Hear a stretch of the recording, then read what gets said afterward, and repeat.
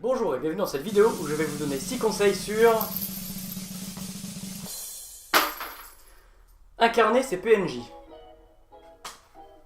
Petite information d'usage avant de commencer, il ne s'agit ici que d'un avis subjectif et de la vision du jeu de rôle des fondateurs de la communauté Destin Héroïque.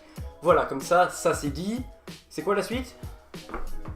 Ah oui, donc plutôt que d'énumérer juste une liste de conseils, on va ici illustrer à l'aide de Bob le Marin. Ce sera le personnage qui va peut-être vous aider à mieux incarner vos PNJ.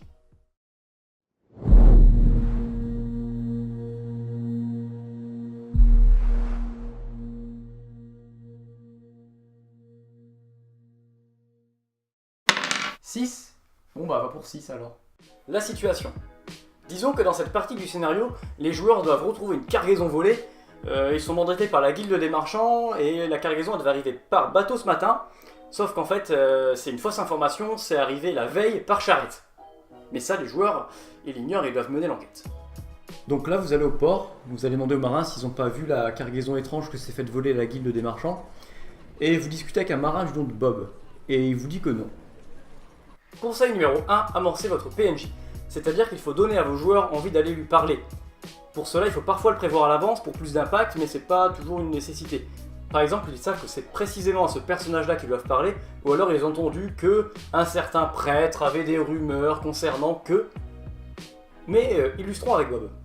Vous arrivez finalement au port, et vous voyez les marins qui sont là en train de transporter des lourdes caisses, et il y en a un sur le côté qui semble plutôt être en train de fumer sa pipe, en train de regarder les autres travailler. Conseil numéro 2, vos PNJ ont une vie. J'entends par là qu'ils n'existent pas que pour répondre aux questions de vos joueurs. Ils se déplacent dans la ville, qu'est-ce qu'ils font avant et après que les personnages passent.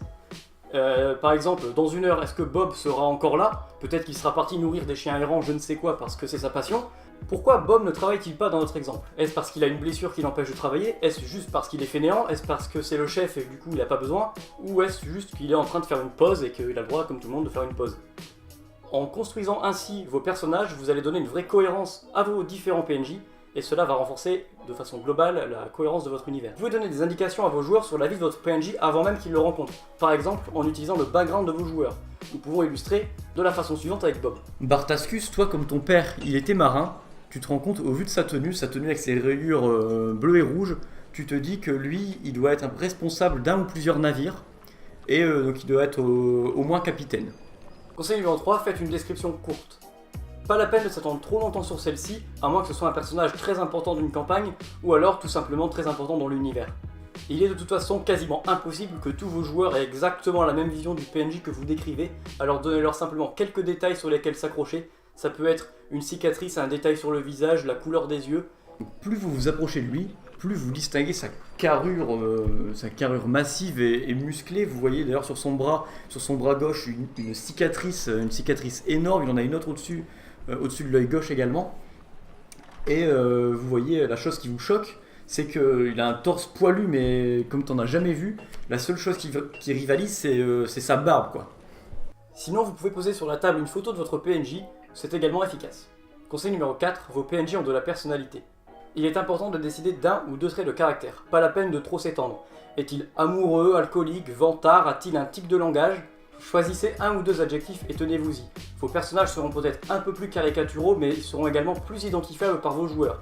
Il est par exemple plus facile de retenir Sullivan, le musicien mélancolique, ou John, le barbier colérique, plutôt qu'un personnage trop nuancé et trop fade, où on ne sait plus au final qui est qui. Point numéro 5, la voix. Chaque PNJ a une voix différente, et cela va énormément impacter sur sa personnalité et le ressenti que les joueurs ont sur lui. Pas la peine d'être un comédien pour changer un peu sa voix, mais même si c'est un peu ridicule au début, ça devient vite indispensable.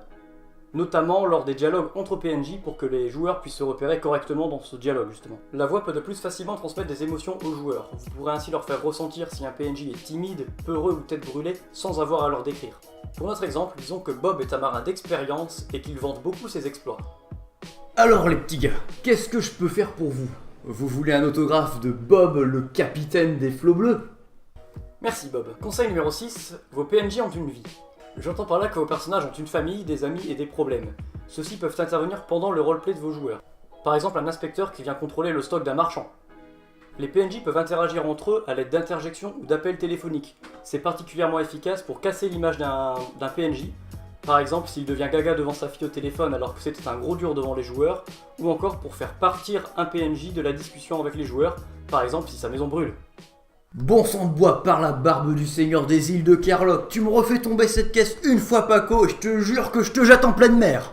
Je dirais juste qu'avec cette méthode, vos personnages ne seront pas forcément systématiquement mémorables, mais ils seront de manière générale plus cohérents. Par la suite, vous pourrez improviser facilement des traits de caractère ou les différents points que j'ai énoncés à la volée pour improviser complètement des PNJ. Petite parenthèse sur l'utilisation d'accessoires. Si vos joueurs en sont friands, pourquoi pas essayer, ça peut renforcer l'immersion globale, mais c'est loin d'être obligatoire. À titre personnel, je ne suis pas fan, mais vous pouvez toujours essayer si vous êtes à l'aise avec ce genre de pratique.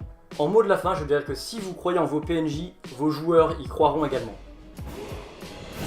Fermeté, n'oubliez pas qu'il ne s'agit que de conseils et que par définition, ils sont voués à être remis en question. On sera alors très curieux dans les commentaires de lire vos conseils à vous, ou alors de voir votre point de vue pour se dire en effet c'est intéressant de voir sous cet œil-là, et donc de voir votre avis et votre point de vue sur le jeu de rôle.